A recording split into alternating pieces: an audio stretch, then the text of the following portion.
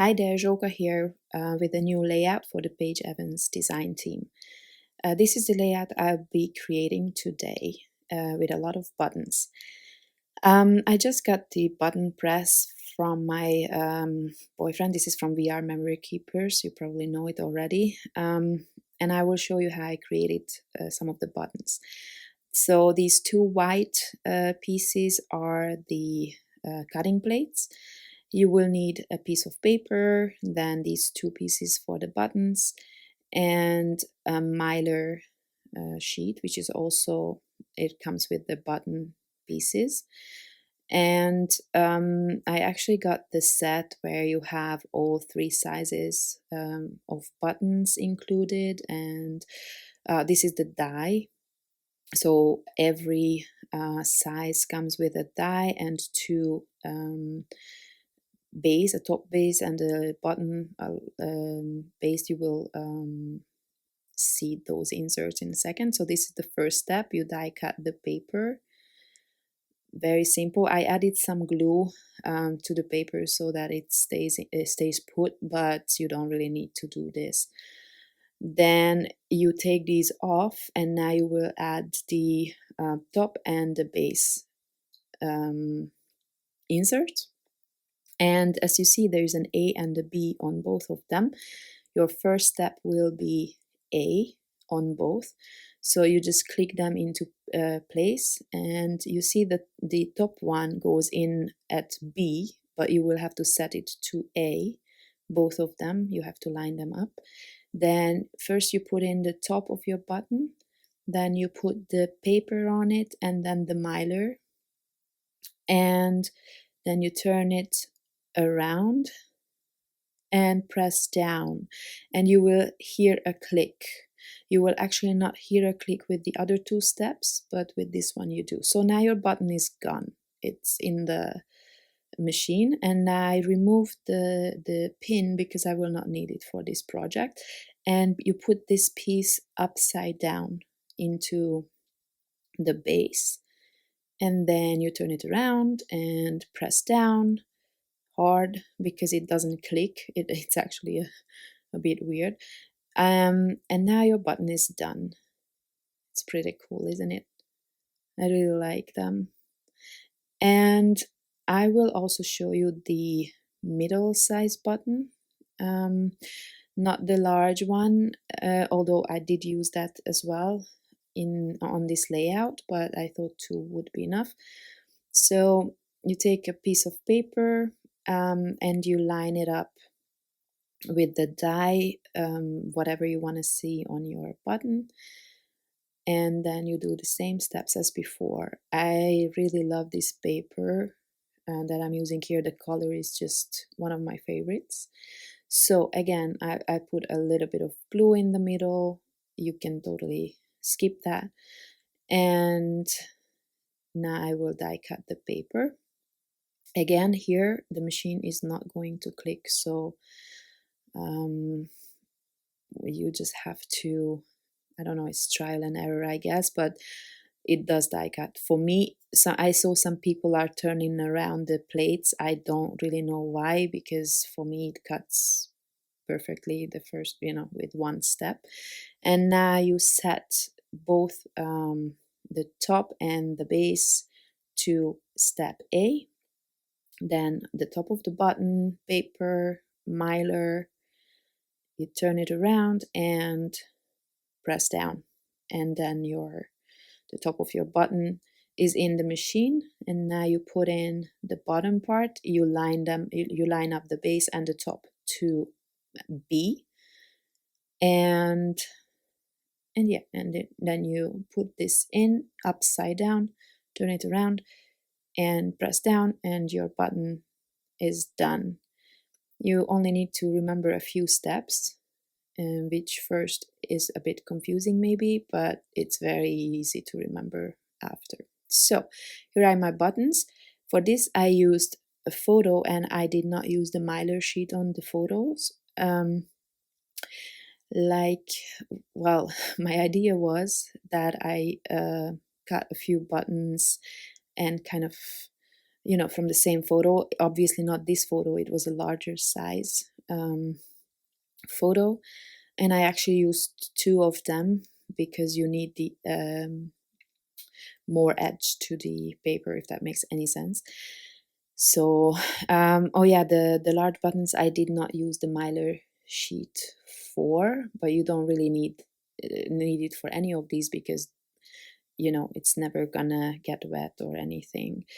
So this is gonna be my background, and there was something else I wanted to say about the buttons. Oh yeah, nothing important. I was just saying that smiley button that I did not create, that my son got at the orthodontist, because this layout is actually about him getting his braces, and he got that button, which gave me the idea of this layout. It was one of the reasons. And it's actually the perfect yellow that matches his jacket perfectly. So that was the reason why I went with this color scheme: his blue pullover and yellow jacket. It's actually really not my favorite color combo when it comes to craft projects or arts, but I think it worked out eventually. So I'm trying to pull out some embellishments in the same colors, and I was really lucky that Go the Scenic route actually has the same kind of yellow. I call this sun yellow. I have no idea what the name would be. So I was really lucky that there were some letters and some tiny stickers that were in the same color. Blue is never really a problem. Paige's collections always have blues. Well, yellows as well, but those might not match everything. And so here I took some embellishments from the what's it called? These puffy kind of stickers, and well, some of those dots and hearts, and then from the sticker sheets, some of these sentiments. And now I'm cutting some banners. There's one in the Ephemera pack, and I wanted to add some more colors, so I hand cut some more. And here I'm creating a label for my date. When some collections have these, I think even Go the Scenic route has some, but I already used them and they were not yellow either. So when that happens, I just create my own. It's really simple. And yeah, I'm now going to glue everything down. Some things I'm using foam tape for.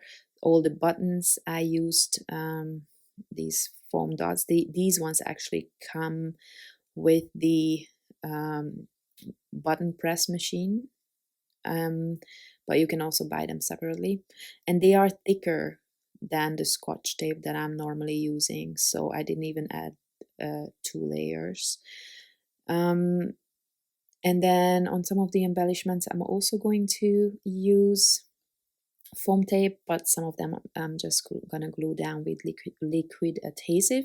And what I also forgot to mention, the alpha stickers are from different collections because I didn't have the right colors from one, but I really like the mix and match font. The G and the D are I actually don't remember. Those are my favorite. I think that was Pick Me Up. Those are my favorite ones from all of Paige's collections, I think. And then the A is from Truly Grateful, that I remember. All right, so what you see here is that the little chipboards, I'm removing the adhesive from so basically the first layer of the chipboard I'm removing because I just trust liquid glue more. So that's what I used. And also the stickers, especially the sentiments, is everyday and memories. Those are very thin stickers, so I added some cardstock to those. I think I don't have that in the video, but I did, because I knew that I was gonna add some foam tape to them so they hold up better. And this is the point where I realized that the layout is super heavy. It's a good thing that I always add heavyweight cardstock to all of my layouts. But yeah, so to think that I actually wanted to have a layout where I cut up a really large photo and create all the buttons and cover the whole layout. That was my original idea. Thank God I didn't go with that. I probably couldn't have lifted it either. All right, so I am almost done. Oh yeah, the big button with the journaling. I just used a pattern paper from Go the Scenic route. That is like a ledger kind of pattern, and I wrote my journaling onto it, and then I created the button. And like I said, it's not covered with a Mylar sheet. Then to finish off this layout, I will be adding 2 strips of paper, one in this yellow and another in dark blue. I do this often, don't ask me why. You've probably seen it already. Um, I don't know, maybe it's just for a pop of color. I don't know. Anyway, distressing the one of the papers with my fingers, and then I realized that I forgot to add some more embellishments that I found. These enamel shapes are also from the Go the Scenic Route collection, and then I will be finished. I hope I could inspire you in some small way, and yeah, I'll see you next time. Thank you very much for watching. Bye bye.